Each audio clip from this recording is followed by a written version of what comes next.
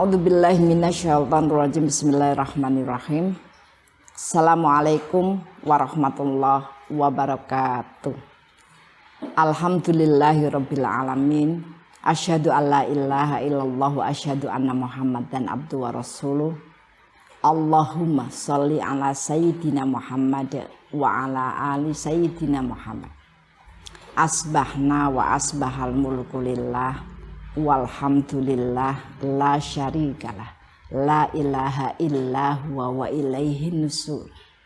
Asbahna ala fitratil islam wa kalimatil ikhlas wa ala dini nabiyina Muhammadin sallallahu alaihi wasallam wa ala milati abina Ibrahim hanifa wa ma kana minal musyrikin.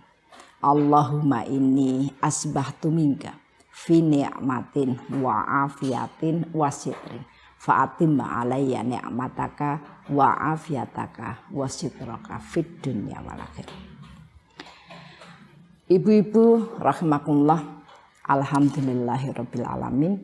Segala puji bagi Allah yang menyampaikan kita pada bulan Sya'ban, bulan di mana kita diperintahkan untuk menata kembali, menyusun kembali amalan-amalan kebaikan yang bisa kita lakukan, yang menguntungkan kehidupan kita di dunia dan di akhirat ya. Dan mudah-mudahan di bulan ini Allah selalu memberikan bagian kemudahan ya, kelapangan ya, dan keberkahan ya terhadap upaya-upaya kita di dalam menata kehidupan. Ibu-ibu rahimakumullah ya, kehidupan itu akan terus berjalan dari waktu ke waktu. Ada orang yang kemudian bisa mengambil keuntungan dari waktu-waktu kehidupannya. Namun ada juga orang yang terlena ya, kemudian terbawa nafsunya ya, sehingga dia banyak kehilangan terhadap waktunya. Ada banyak ahli hikmah mengingatkan kepada kita ya, bahwa memperingatkan kita janganlah hidup seperti kereta tua. Jangan berlambat-lambat ya. Jangan tersendat-sendat ya. Kita diperintahkan untuk mencari berbagai cara ya, agar bisa mendapati kehidupan kita menjadi kehidupan yang produktif. Ibu-ibu, kali ini kita akan membincangkan ya tentang kehidupan kita. Berbincang tentang perjalanan hidup ya. Dan kita mencermati ya peringatan yang diberikan kepada kita. Jangan hidup seperti kereta tua. Ya. Artinya kita berharap bahwa kehidupan kita itu tidak berada pada tempat yang tersendat-sendat. Ya. Dengan suasana yang tidak nyaman. Ya. Dengan bagian-bagian yang kurang bisa maksimal.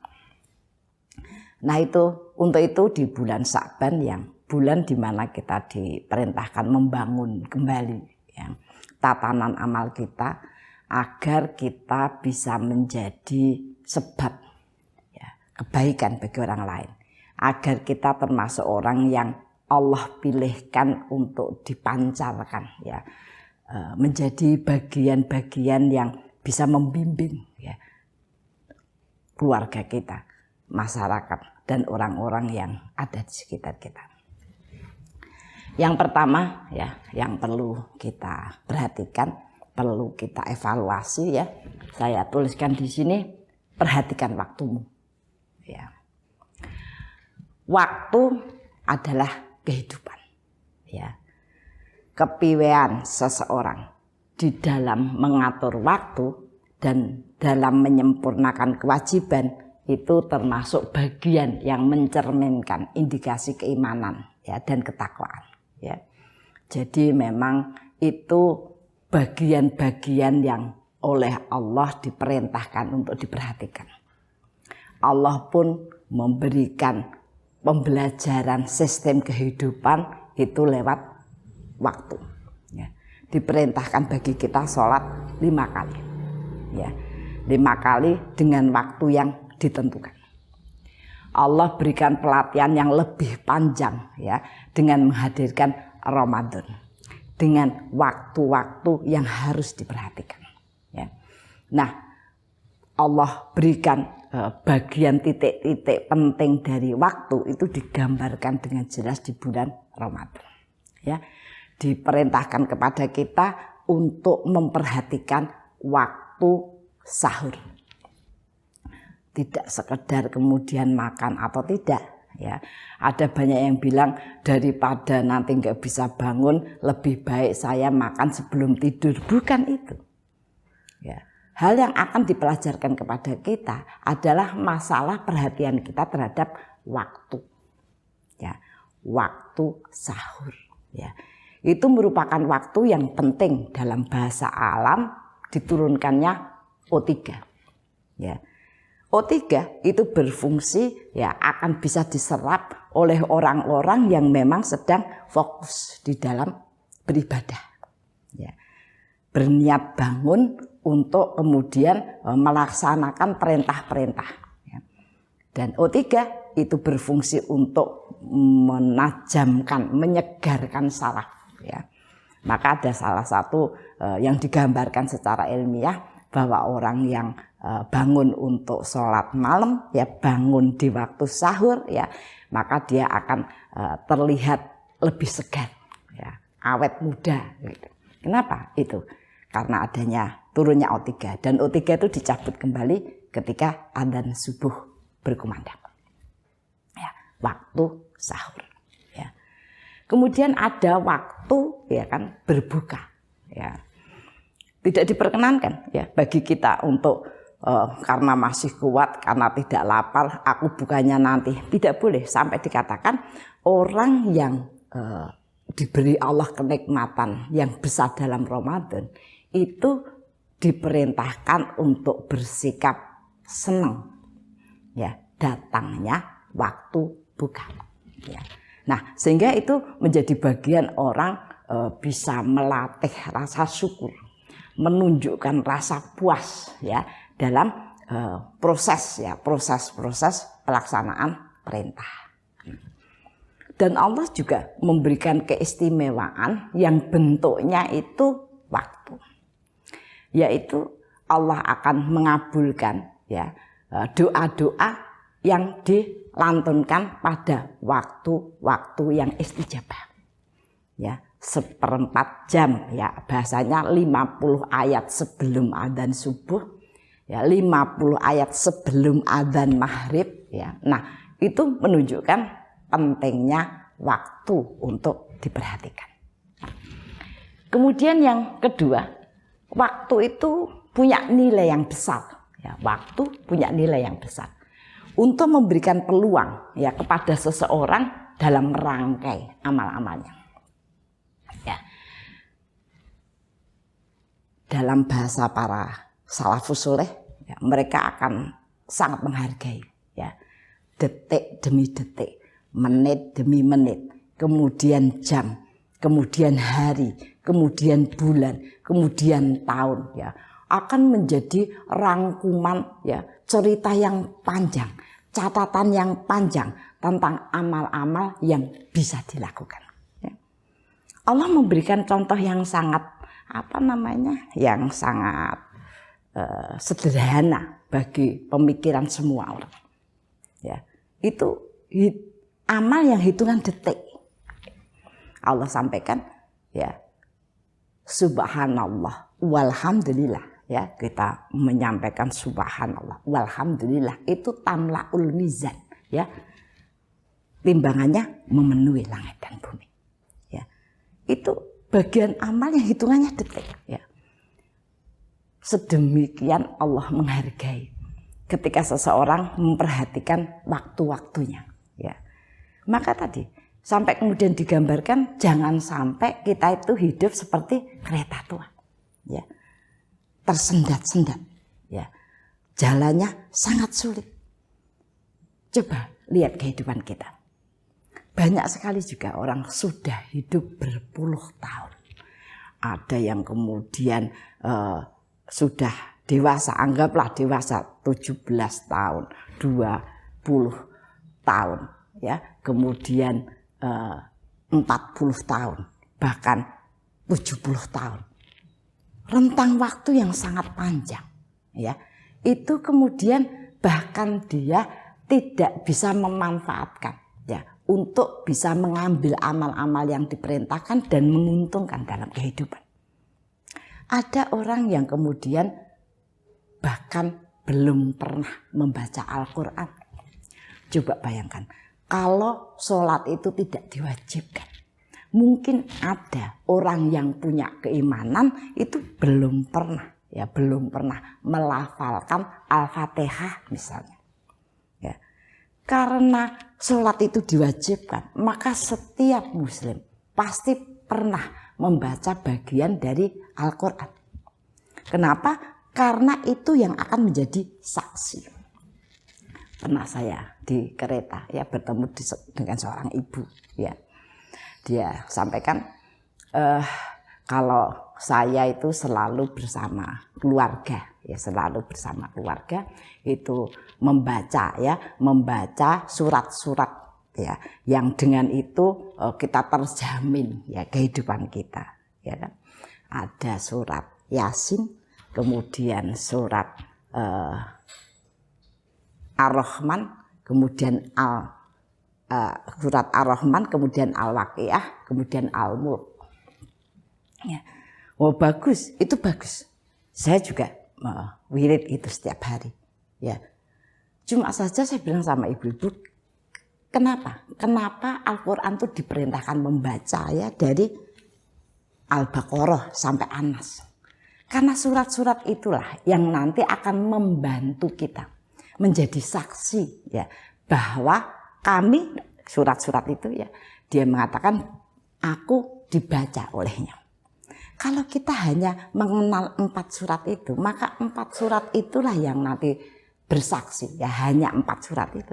Namun kalau kita itu seperti hanya perintah Allah kepada kita, membaca, menghatamkan Quran, membaca dan terus mengulang, maka persaksian surat-surat itulah yang kelak, ya, akan menguntungkan kita, akan menjadikan bagian akhirat kita itu adalah bagian yang indah, ya. Kita mendapatkan tempat yang mulia, ya, karenanya. Ya. Ada juga orang yang bahkan tidak merasa penting, ya, tidak merasa ada dampaknya, ya. Ketika kemudian dia sudah mau sholat karena dia merasa ya memang harus sholat walaupun terlambat, tidak pernah dia menyebut, ya, kalimat wirid yang sangat sederhana, subhanallah, subhanallah, subhanallah, ya. Allah sampaikan semua bagian akhirat itu dijaminkan kepada kita. Ya, siapa yang melaksanakan maka dia akan mendapatkan bagian balasan yang dijanjikan, ya. Kenapa wirid sesudah sholat? Ada subhanallah 33 kali. Hamdalah, alhamdulillah 33 kali. Kemudian takbir Allahu Akbar 33 kali. Ditutup la ilaha illallah, ditutup la haula wala quwata illa billah. Maka Allah memberikan jaminan kehidupan fid dunya wal akhirat, ya. Namun hal yang sangat sederhana itu ada orang Islam yang kemudian tidak melakukannya. Berlalu waktunya dan kemudian hilang berbulan-bulan, bertahun-tahun, ya. Maka Allah sampaikan itu menjadi kerugian yang sangat nyata bagi manusia dalam perjalanan kehidupannya, ya. Kemudian rahasia waktu, ya. Jadi tadi kita bicara perhatikan waktu. Rahasia waktu itu ada pada kesempatan-kesempatannya, ya. Rahasia waktu itu ada pada kesempatan-kesempatannya, ya. Maka kita sampaikan, ya, bahkan ketika manusia itu membuka mata, ya, ketika manusia itu membuka mata, ya, itu Allah sudah memberikan kesempatan, ya, untuk berzikir, mengingat Allah lewat doa, kemudian sholat, kemudian berdoa, ya, kemudian wirid. Banyak hal yang dilakukan, ya, banyak hal yang dilakukan. Sehingga kadang-kadang kita itu merasa bahwa ada sebagian orang yang merasa sangat berat ya, untuk melakukannya. Walaupun ada sebagian orang yang lain itu menjadi bagian biasa yang ringan saja ya dilakukan. Dia sholat malam, kemudian sholat subuh. Habis sholat subuh kemudian dia mengambil mushaf, dia baca Quran, menunggu waktu syuruk. Kemudian dia sholat 2 rakaat ya. Dia kemudian berdoa dan itu dilakukan setiap hari. Seolah-olah itu sesuatu yang memang sangat ringan ya. Namun bagi orang lain kadang menegakkan hal bangun tidur kemudian berdoa dan mengingat Allah itu pun tidak kena ya. Pun tidak kena, kesempatan itu hilang. Padahal itu ketika kesempatan pertama, ketika kamu bangun dan tidak mengingat Allah, maka akan terjadi hal-hal yang buruk padamu. Kenapa? Karena setan sudah masuk. Apa hal yang buruk itu? Satu, kita akan mendapati diri kita itu ya punya kebingungan yang tidak berujung. Ya. Apa yang akan saya lakukan, apa buahnya hal ya. Jadi orangnya itu bingung, tidak pernah bisa menentukan sikap secara prioritas apa yang harus dilakukan. Ya, bingung dan bingungi. Ya. Itu kenapa ya? Karena setan membuat begitu. Orang yang tidak memulai ya hari-harinya ya dengan berzikir, mengingat Allah, ya, sekedar alhamdulillah atau kemudian dia berdoa, ya. Nah, kebanyakan kemudian kita sudah sibuk ya dengan hal-hal duniawi. Ada yang mungkin ada jadwal bola, kemudian langsung bola. Ada yang kemudian memegang HP sampai kemudian terlambat sholat, bahkan lupa wirid dan lain sebagainya. Ya, tadi satu dibuat punya kebingungan yang berkepanjangan, tidak pernah bisa menentukan ya langkah-langkah yang menguntungkan. Kedua, setan akan membuat dia berangan-angan yang tidak bisa dicapai. Ya. Itu sebabnya kenapa orang yang tidak mengingat Allah itu terasa hidupnya sangat sulit, terengah-engah, mendaki. Ya karena tadi oleh setan diajak untuk berangan-angan yang tidak mungkin tercapai. Ada orang mengatakan saya kepingin punya rumah peristirahatan ya. Syukur itu bentuknya ada homestay, ada hotel ya, sehingga bisa kita kalau liburan bisa beristirahat ya, atau kemudian disewakan mendapatkan uang. Padahal dia hidup untuk mengontrak rumah saja, itu uangnya pinjam. Itu namanya angan-angan yang kemudian tidak kesampaian. Itu semua hal yang diangankan. Bahkan ketika dia sudah berusaha pun, ya sering saya contohkan, dia sudah menabung uang sedikit-sedikit, mendapatkan tabungan 100 juta. Itu bukan uang yang sedikit, tidak semua itu. Tapi ketika dia kemudian mendapatkan uang 100 juta, angan-angannya melampaui uangnya. Dia kepengen beli mobil Pajero, misalnya, itu second juga tidak boleh, ya apalagi yang baru. Ya. Kalau kemudian orang itu punya angan-angan yang jelas, angan-angan yang punya banyak kemanfaatan, ya, maka ketika dia punya uang 100 juta, wah dia kepengen membantu orang-orang yang membutuhkan, ya, memberikan sepeda motor kepada orang-orang yang punya banyak kebaikan, ya, dan sebagainya. Itu dapat 4, tapi tidak, ya, orang yang sejak awal tidak memakai kesempatan waktu, ya, itu ternyata memang akan berdampak panjang. Kemudian yang ketiga, ya, dia mendapatkan amalan, ya, aktivitas yang satu membebani yang lain. Ya, jadi hidup itu kurang bisa lapang, gitu ya. Orang yang memulai harinya, ya, dengan banyak urusan dunia, ya, itu memang selalu didorong ketergesaan. Ya. Mau begini, belum sampai melakukan amal itu sudah capek, ya. Padahal banyak orang sederhana bahkan tidak punya ilmu, dia bisa melakukan banyak amal dalam hari-harinya. Kemudian yang berbahaya yang keempat, orang yang tidak memulai paginya dengan mengambil kesempatan untuk berzikrullah, maka dia akan mendapatkan doa, ya. Malaikat mendoakan orang-orang itu dengan laknat. Ya. Malaikat selalu membuka membuka pagi ya, menyibakkan malam dengan berdoa. Ya Allah ya, tambahkan rezeki, tambahkan berkah, tambahkan makrifah ya, tambahkan berbagai kebaikan pada orang yang memulai harinya dengan mengingatmu. Dan laknatilah ya orang yang memulai harinya ya tanpa mengingatmu ya. Nah, itu tadi bagian kita mengambil kesempatan bangun tidur. Tidak diambil kesempatannya. Kemudian pagi ya tidak diambil juga ya. Ya, kita bisa sholat duha, kemudian berzikir, wirid Quran, ada wirid ya. Nah, ada seorang ibu bertanya begini, Bu Diah, kalau wirid pagi itu dilakukan siang boleh enggak? Karena pagi enggak mungkin, Bu. Pagi itu kerjaan saya banyak sehingga saya tidak bisa ya untuk bersantai-santai wirid.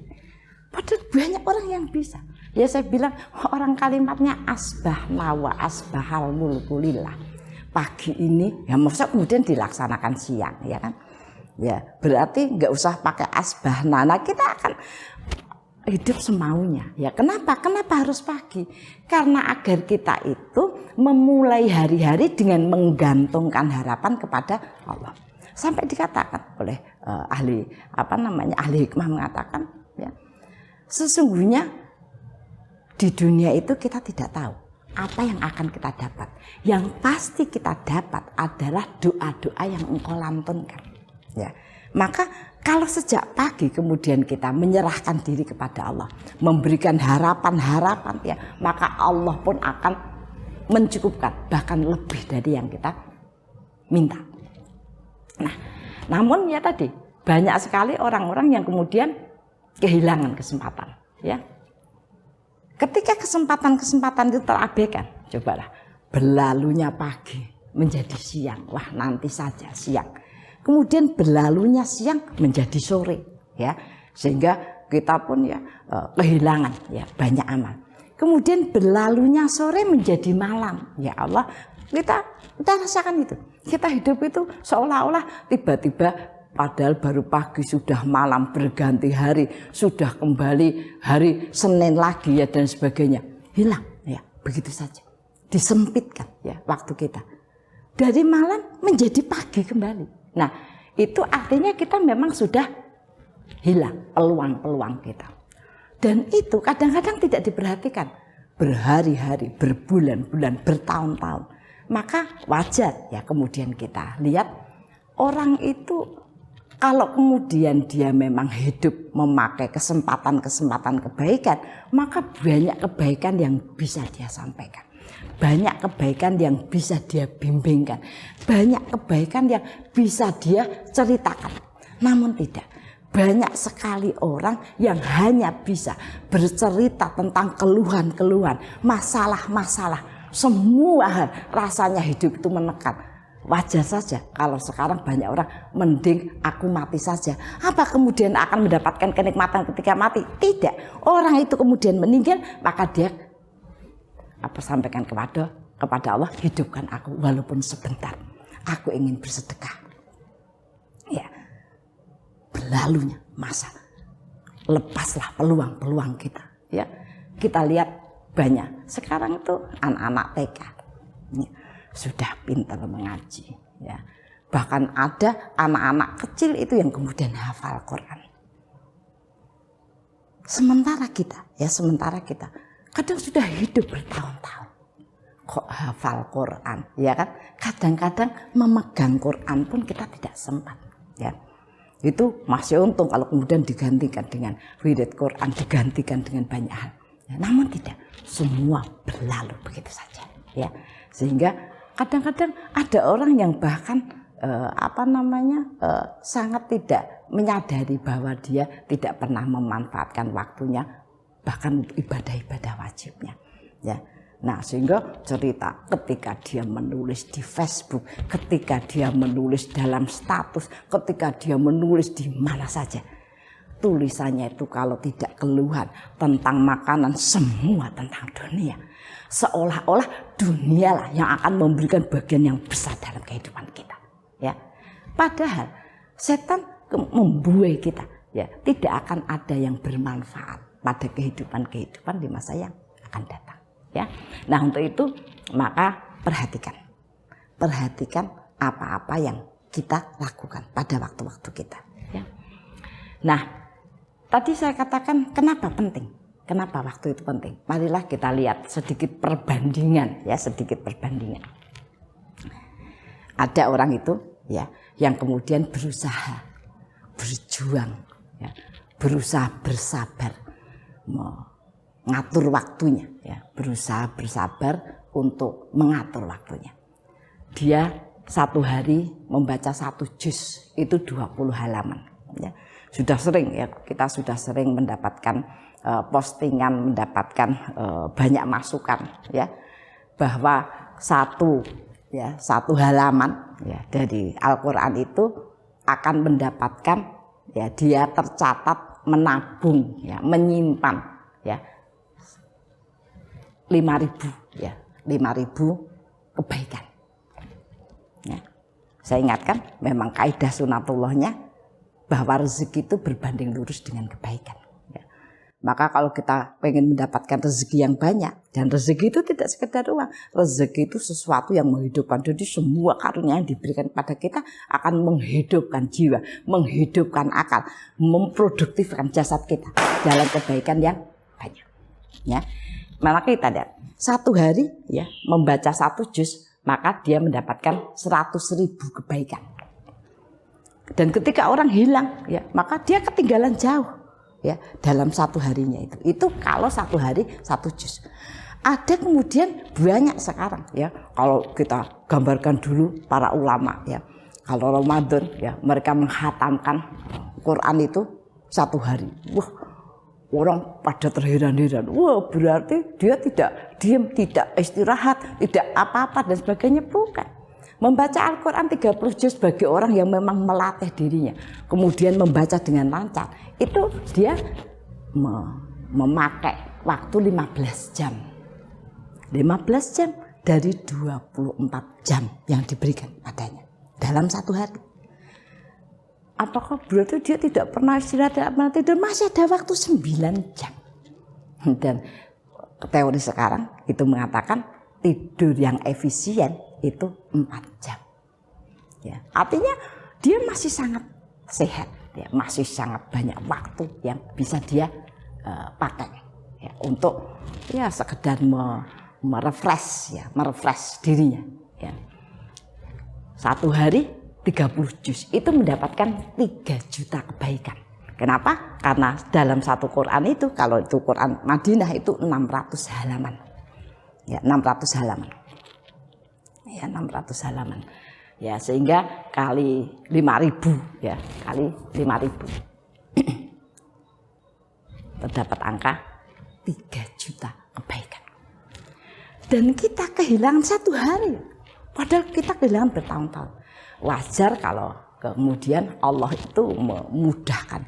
Banyak sekali kita melihat ada orang kok tidak pernah punya masalah, bukan tidak punya masalah, tetapi dia dikaruniai potensi, ya, yang kemudian bisa merubah masalah menjadi hikmah. Ada yang dalam bilangan itu tidak sekedar hari atau tahun, ya, tapi bilangannya hanya beberapa menit, beberapa jam, sehingga hari-harinya itu memang dia mendapatkan tambahan hikmah yang baik. Ini baru Quran, baru membaca Quran, belum kemudian wirid, belum kemudian membimbing, belum kemudian menyampaikan berbuat baik dan lain sebagainya. Bayangkan ada orang itu yang mengatur dirinya sedemikian rupa, ya, sehingga banyak hal yang dia dapat dalam kehidupan itu, bisa menikmati kehidupan, bisa mendapatkan bagian kecintaan, ya, dari seluruh makhluk, ya, di langit dan bumi dan lain sebagainya. Nah, kemudian yang selanjutnya, ya, tadi perhatikan waktumu. Yang kedua, kenalilah dirimu. Kenalilah dirimu. Bahwa sesungguhnya manusia itu kenapa dia itu tidak bisa mengeluarkan potensinya. Ya, tadi seperti kereta tua, ya, karena memang semuanya sudah tidak bisa dipakai sesuai dengan fungsinya, ya. Kenapa? Manusia ada yang dengan sengaja, dengan sadar melepaskan bagian-bagian yang bisa dia dapat, ya. Maka tadi bulan Sa'ban ini adalah bulan yang sangat baik untuk menata ulang. Allah itu memahami manusia itu memang tempatnya salah, punya peluang berbuat salah yang banyak. Namun Allah mengulang-ulang kesempatan itu. Setiap hari kita diberi lembaran putih kembali, disuruh menuliskan, ya, agar tertulis di sana amal-amal yang kita lakukan kemudian menjadi lebih baik, lebih baik, lebih baik. Kemudian Allah dalam tahun maka disediakan bulan-bulan untuk membersihkan diri sehingga kemudian mendapatkan kesempatan modal yang besar, yaitu di bulan Ramadan. Ya, kenalilah dirimu. Yang pertama tentang tujuan hidupmu, ya, tentang tujuan hidupmu. Mau kemana? Ya, tujuan hidup kita itu. Ya, kenali dirimu. Ya, kita tuh kalau ya mau keluar, ya dikatakan mau kemana? Ya kan? Mau kemana? Kita hidup tuh mau kemana? Mau jalan-jalan ke seluruh dunia? Mau setiap hari kemudian menyenangkan dirinya? Mau kemana? Kita tuh mau kemana? Ya. Mau apa? Mau kemana? Kemudian mau apa? Ya kan?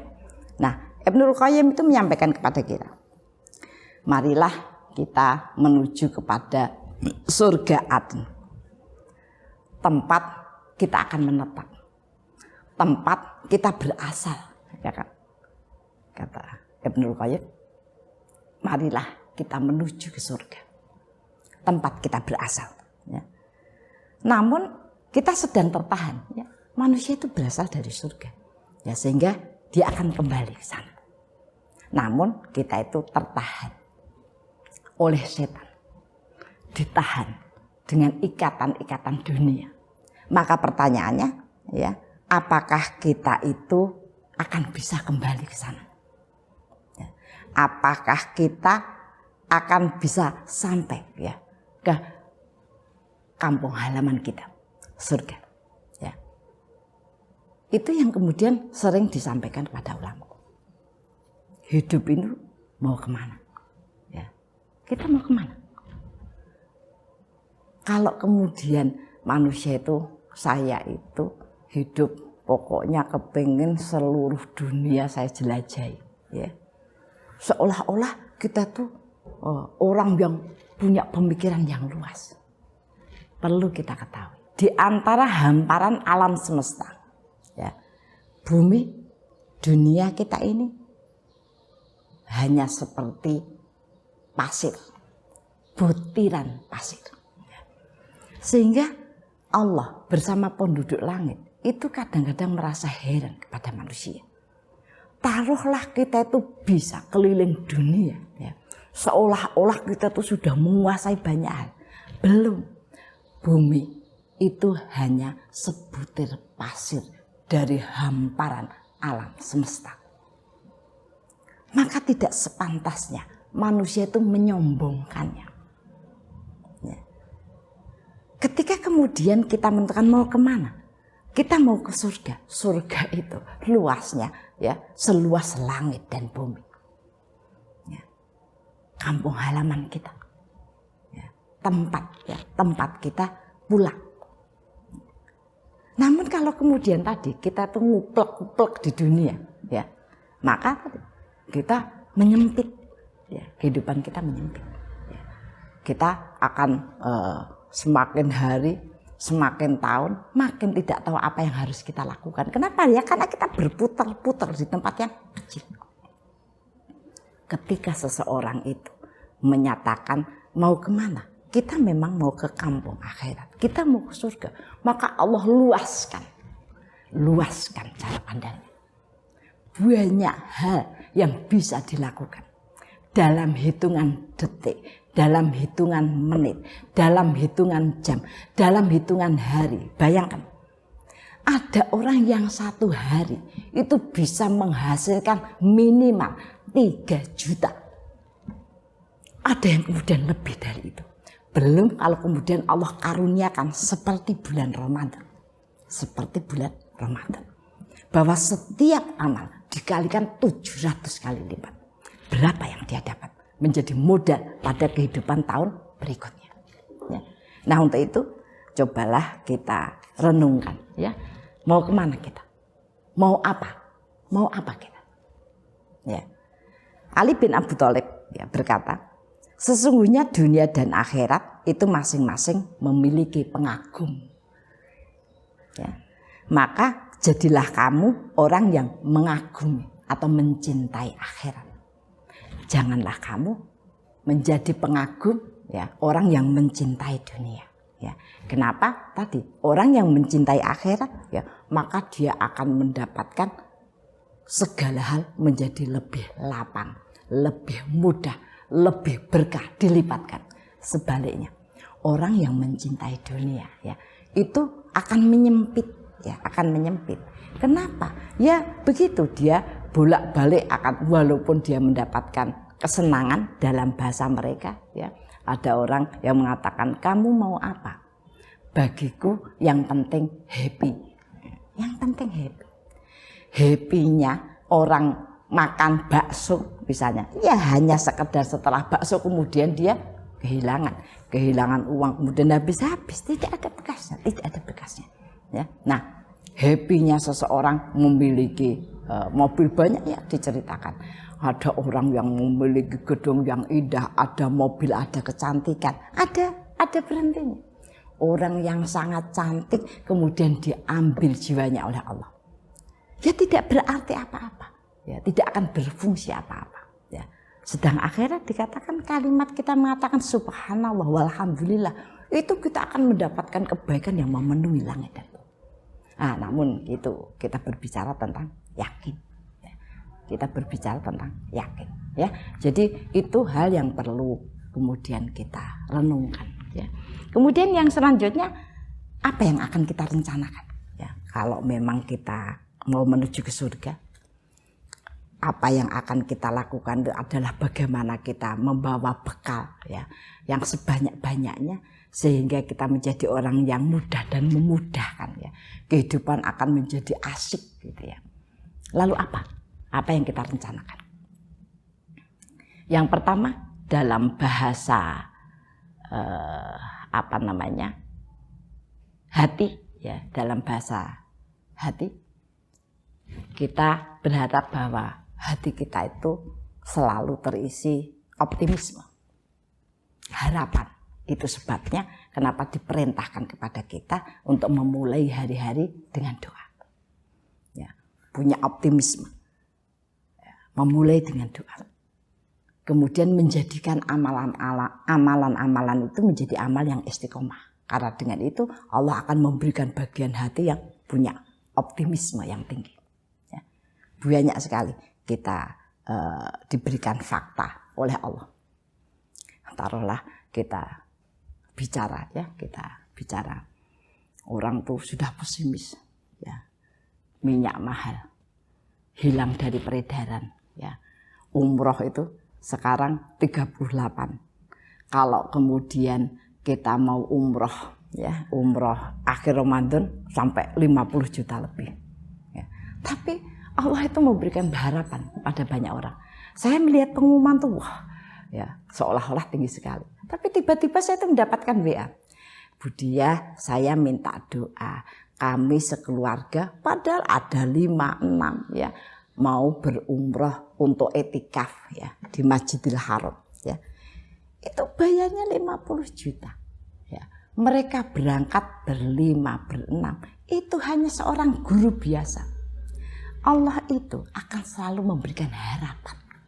Ya, harapan ya. Kepada orang-orang memang membangun kehidupannya. Banyak sekali ya. Ada seorang tukang becak. Diwawancarai, Pak, apa yang kepingin Bapak lakukan? Alhamdulillah nak, saya sudah menyempurnakan kewajiban saya sebagai muslim. Sekarang tinggal saya selalu mengatur ya hidup saya agar bisa selalu berbuat baik, mengatur rezeki saya agar selalu bisa ya memberikan kebaikan pada orang lain. Ini wawancaranya mudah. Ya, kemudian tanya, maksudnya menyempurnakan itu Bapak sudah haji? Kata tukang becak, dia katakan, alhamdulillah sudah nak. Bapak sudah haji, katanya gitu. Seolah-olah bagian piye carane tukang becak haji, ya. Allah itu punya rahasia. Allah itu punya kuasa. Ternyata rahasianya adalah bagaimana hati itu punya optimisme yang tinggi, punya keyakinan yang kuat. Dengan apa? Ya, dengan doa dan mengistiqomahkan amal-amal. Faktanya bisa. Ya, faktanya bisa. Ya. Nah, banyak sekali yang ditunjukkan Allah. Sehingga kita itu perlu menumbuhkan rasa malu kita. Ada orang yang buta, bisa berkali-kali khatam Quran, bahkan hafal Quran. Ada orang yang diciptakan tidak punya tangan dan tidak punya kaki. Faktanya dia mudah sekali beramal. Apa bekal dia? Dia selalu tersenyum, bermuka berseri. Seorang wanita, dia didudukkan, itu sampai judulnya wanita baskom. Dia dilahirkan tanpa tangan, tanpa kaki, diletakkan di baskom. Dia selalu tersenyum. Kenapa? Karena dia mendengarkan sebuah nasihat. Disuruh bermuka berseri. Karena itu menjadi bagian ahlul sedekah. Dan ahli sedekah itu, dia mendapatkan dibangunkan jalan yang mudah dalam kebaikan. Bayangkan. Tumbuhkan rasa malu kita. Kalau tidak ada rasa malu, sudah tidak ada iman. Hati. Kemudian akal. Kita bangun, ya, akal kita dengan ilmu. Agar punya kecerdasan. Agar punya pilihan-pilihan yang tepat. Ya, agar punya pilihan-pilihan yang tepat. Kemudian kita latih jasad kita. Agar punya amalan yang produktif. Kita latih. Jasad itu hanya dengan satu cara. Riyadhah, dilatih. Maka sering saya sampaikan, saya itu suka melihat acara Ninja Warrior. Ya. Bagaimana seseorang melatih tubuhnya sedemikian rupa. Dia berlatih 1 tahun, 2 tahun, 3 tahun, ya, sampai 6 tahun. Untuk bisa melampaui rintangan-rintangan yang sangat ekstrim hanya dalam waktu 2 menit. Dan itu sebuah kebanggaan sedemikian rupa. Dia latih bertahun-tahun. 1 hari dikatakan berapa sehari berlatih? 6-7 jam. Melatih jasad agar lentur. Melatih jasad agar terbiasa. Sehingga kemudian jasad itu akan bisa melakukan segala sesuatu yang sulit dengan sendirinya. Jasad itu hanya dengan satu cara. Riyadhah, dilatih. Agar apa? Produktif. Kalau kemudian tidak dilatih, maka setan akan mengikatnya dengan kemalasan. Dengan kemalasan. Banyak sekali orang yang pintar, sehat, kuat, tapi tidak bisa melakukan apa-apa. Ya, misalnya laki-laki. Mana perjalanan yang sangat berkah? Ya ke masjid, perjalanan yang sulit dilakukan. Begitu pertanyaannya, perjalanan yang paling sulit dilakukan. Faktanya orang keliling dunia bisa. Faktanya dengan harga mahal pun orang akan bisa kemana-mana.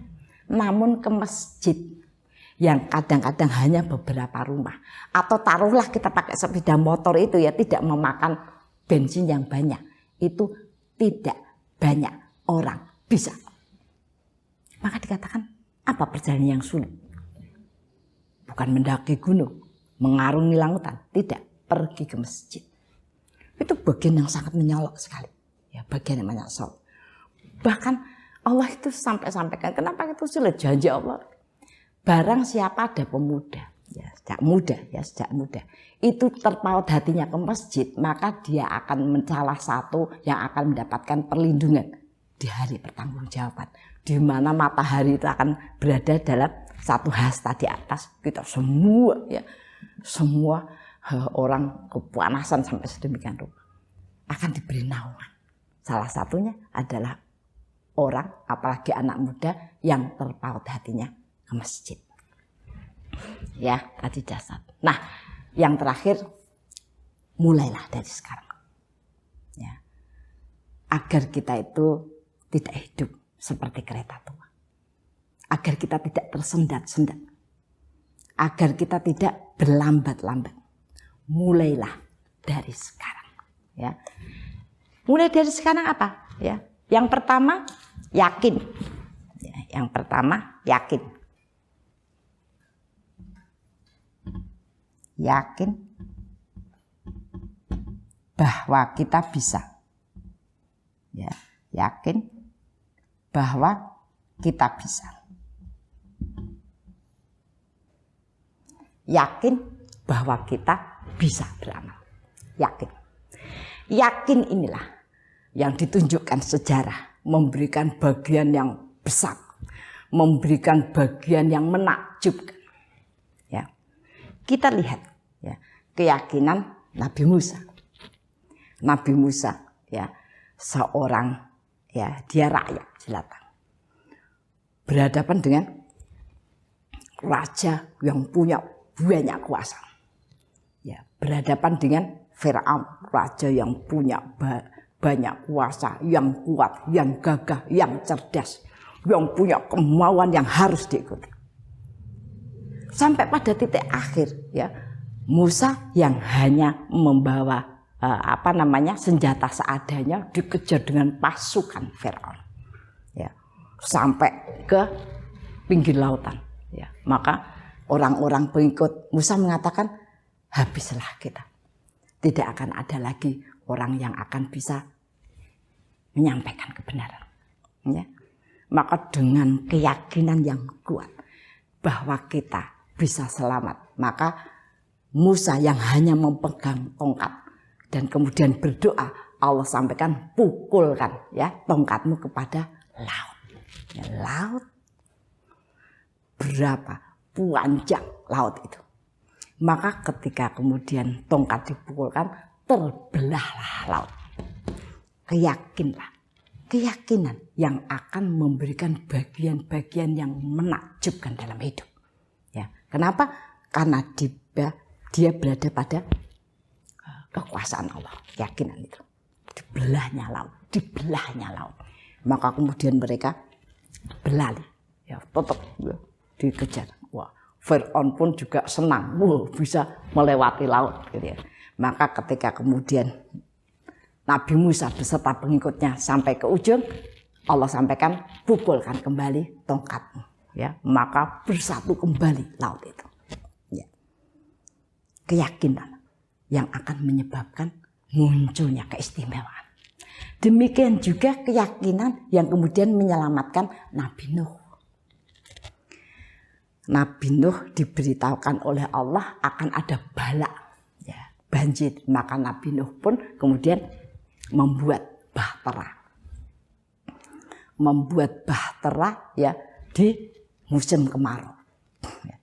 Maka orang kemudian berlomba-lomba mencemooh. Ya. Wah, sedemikian rupa. Ya. Maka Nabi Nuh beserta ya pengikutnya yang hanya beberapa. Hanya 11 ya. Maka mereka tetap membuat bahtera besar. Ya. Orang mencemooh, mereka tertawa, ya. Mereka membincangkan kegilaan Nabi Nuh. Mereka katakan sebuah kegilaan. Bahkan mereka kemudian mencemooh sampai kemudian memberikan hal yang buruk. Mereka mengatakan ini adalah tempat pembuangan WC. Setiap orang mau buang air kecil, mau buang air besar, mereka naik ke kapal Nabi Nuh. Banyaknya orang yang naik menyebabkan Nabi Nuh dan pengikutnya tidak bisa berbuat apa-apa. Ya. Sampai bayangkan bahtera besar itu penuh dengan kotoran. Ya. Namun keyakinan itulah yang tetap akan mendapatkan peluang peristiwa-peristiwa yang istimewa. Ketika ada salah seorang ya orang yang membuang kotoran, dia lagi BAB gitu ya di di kapal itu ya, dia punya penyakit kulit yang sangat menjijikkan. Dia kecebur, bayangkan kecebur ke tempat yang penuh kotoran itu. Kemudian dia keluar, semua penyakitnya hilang. Dia kulitnya menjadi bersih. Dia merasa bahagia sekali, lari dia kepada kaumnya yang mengatakan, lihatlah aku sudah bersih. Maka berbondong-bondong ya, kaum itu datang ke Bahtera Nabi Nuh untuk mengambil kotoran itu dibawa pulang. Semua berebut mengambil. Bayangkan itu Bahtera besar, berebut mengambil kembali. Bahkan ketika orang sudah tidak kebagian, Bahtera itu sudah tidak terlihat kotorannya, mereka berusaha memakai kain-kain basah untuk melap. Dilap itu, bahteranya itu sampai bersih tidak berbau. Kalau bukan kuasa Allah, kalau bukan karena keyakinan, maka hal-hal yang istimewa tidak akan pernah terjadi. Jadi, yakinlah bahwa kita bisa beramal. Munculkan rasa malu kita. Banyak sekali orang biasa, orang yang kurang, orang yang cacat bisa melakukannya. Jadi, mulailah lakukan amal-amal. Kemudian yang kedua, rencanakan prioritas amal. Kemarin sudah saya sampaikan, prioritas amal itu dimulai ya dari beberapa kelemahan kita. Banyak hal, saya juga begitu. Saya punya banyak kelemahan, ya saya punya banyak kelemahan. Sehingga saya merencanakan bagian doa-doa misalnya, ya, doa-doa. Saya sangat senang ketika bisa menunjukkan rasa syukur saya. Perasaan puas terhadap karunia. Namun yang namanya manusia, kita tidak selalu bisa terlihat berseri. Maka saya jadikan itu ya sebagai bagian penting dari doa saya. Kemudian sering kami berdoa. Ya. Allahumma ja'alna. Ya. Saya selalu kepingin berdoa itu dengan mendoakan semua. Mendoakan keluarga. Mendoakan semua orang-orang beriman yang saya kenal. Allahumma ja'alna minalladzina idza ahsanu istabsyiru wa idza asa'u istaghfaru. Ya Allah, jadikanlah aku gembira ketika benar dan bersegera taubat ketika salah. Itu menjadi bagian yang saya perhatikan betul. Kenapa? Karena banyak sekali orang yang bisa berbuat baik tapi tidak bisa tersenyum. Sementara tanda-tanda orang bersyukur itu orang yang menampakkan kepuasan. Jadi saya ingin hal yang sederhana yang bisa dilakukan itu saya lakukan. Maka saya kemudian berdoa. Saya juga sering berdoa karena apa? Karena saya itu kepingin menjadi sebab kebaikan. Karena itu sangat menguntungkan, sangat menguntungkan. Investasi pasif ya yang akan mendatangkan keuntungan yang besar. Maka saya pun berdoa. Allahumma ja'alna mafatihal khair wa maghaliqas syarr fi kulli zaman wa makan wa ma'akul insan. Ya Allah, jadikanlah kami pintu pembuka kebaikan, penutup keburukan di setiap waktu, di setiap tempat dan pada setiap orang.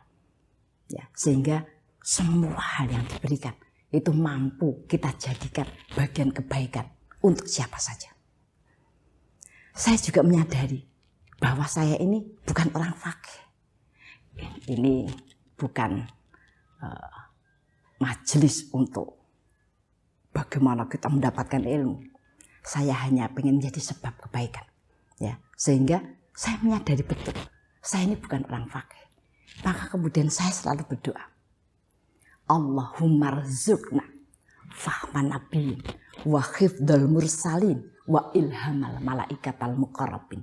Ya arhamar rahim. Ya.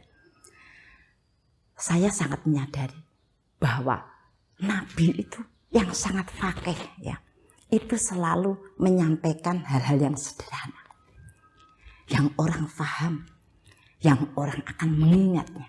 Ya. Dan saya ingin dimasukkan ke dalam pemahaman saya hal-hal yang sederhana.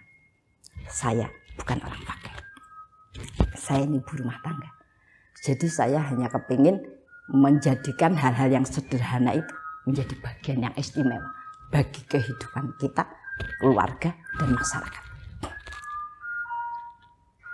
Kemudian hifdzul mursalin, hafalan para nabi. Para nabi mencontohkan kepada kita hafalan yang mudah diingat dan menguntungkan. Ya. Yang ketiga, ilham yang diberikan pada malaikat. Malaikat itu tidak bisa menjawab apa-apa yang ditanyakan kepadanya kecuali Allah ilhamkan kepadanya, sehingga malaikat pun akan menjawab dengan jawaban-jawaban yang sangat tepat. Nah, itu tadi, itu yang dinamakan prioritas amal. Maka bangunlah, ya, bangunkan prioritas amal kita, ya, sehingga itu menjadi bagian yang kita lakukan dari yang sedikit, yang mudah, kemudian Allah kembangkan jadi lebih banyak dan meluaskan amal kita. Ya. Kemudian yang terakhir, berjuanglah dengan sungguh-sungguh, ya, agar bertemu dengan banyak jalan. Allah akan melihat seberapa kuat, ya, kita itu bertahan, seberapa kuat kita mengupayakan seluruh potensi yang kita punya, maka Allah akan berikan kita banyak jalan. Ya. Itu yang menjadi bagian yang perlu selalu kita bingkai dalam kehidupan kita, sehingga Sa'ban yang akan kita lalui menjadi Sa'ban yang terus memperbaiki jalan kehidupan kita. Ibu-ibu rahimakumullah, ya, sekali lagi marilah kita banyak berdoa, menguatkan keyakinan kita, ya, karena di bulan Rajab dan Sa'ban itu setan tidak akan menyerah. Setan akan terus, ya, memberikan tekanan. Ya. Banyak sekali bahkan orang-orang itu merasa, ya, persoalan-persoalan yang dihadapi itu harus segera diselesaikan, ya, agar kita itu, ya, kemudian, dan mereka sibuk menyelesaikan masalah. Perlu kita ketahui, ujian-ujian yang dihadirkan Allah kepada kita, masalah-masalah yang diberikan adalah memfasilitasi kita agar kita kemudian lebih fokus bagaimana bisa membersihkan jiwa kita, bagaimana bisa mengokohkan jiwa kita, dan kemudian memperbanyak amal. Untuk itu, segala permasalahan yang terjadi di bulan Rajab dan Sa'ban sementara abaikan dulu, letakkan dulu. Konsentrasikan diri kita untuk terus berjuang, ya, dalam kebaikan. Mudah-mudahan Allah memberikan jalan yang lebih baik, memberikan bagian-bagian yang istimewa dalam kehidupan kita sesudah Ramadan. Marilah ibu-ibu kita tutup acara ini dengan berdoa, ya, agar kita diikatkan dan dikuatkan dalam segala keadaan. Ilah diniyah wa firidillah. Al-Fatihah. A'udzubillahi minasyaitonirrajim. Bismillahirrahmanirrahim. Alhamdulillahirabbil alamin. Arrahmanirrahim. Maliki yaumiddin. Iyyaka na'budu wa iyyaka nasta'in. Ihdinas siratal mustaqim. Siratal ladzina an'amta 'alaihim ghairil maghdubi 'alaihim waladdallin. Bismillahirrahmanirrahim. Hamdan syakirin, hamdan naimin, hamdan yuafi ni'amahu wa yukafi'u mazida. Rabbana lakal hamdu kama yanbaghi li jalali wajhika wa 'azimi sultan. Raditu billahi rabba wa bil islami dina wa bi Muhammadin nabiyya wa rasula.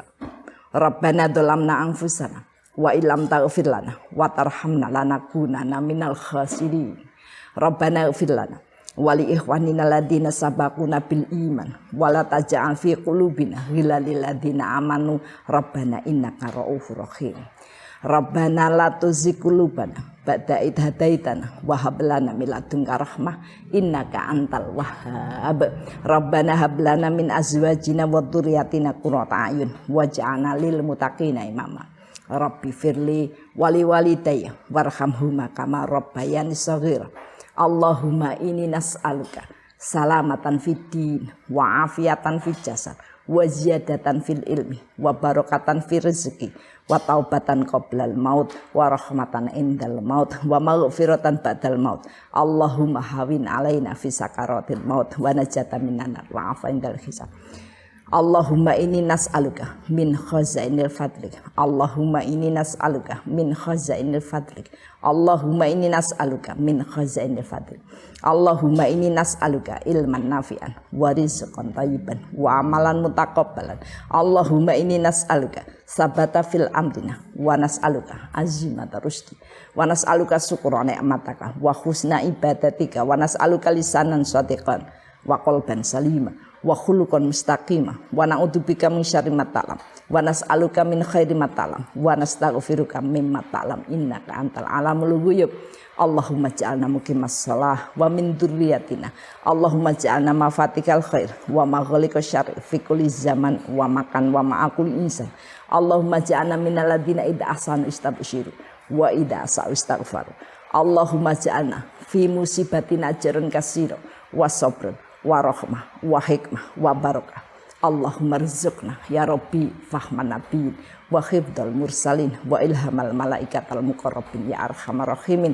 Rabbana atina min ladunka rahmah wa hayyi lana min amrina rasyada. Rabbana atina fid dunya hasanah wa fil akhirati hasanah wa qina adzabannar. Subhana rabbika rabbil izzati amma yasifun wassalamu ala mursalin walhamdulillahi rabbil alamin.